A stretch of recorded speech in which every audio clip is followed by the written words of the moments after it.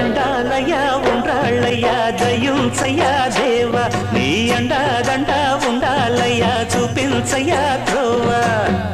ఇంటి వంటలారగించి తొండమెత్తి దీవిల్చయ్యా తండ్రి వలె ఆదరించి తోడు నీడ అందిల్చయ్యా ఓ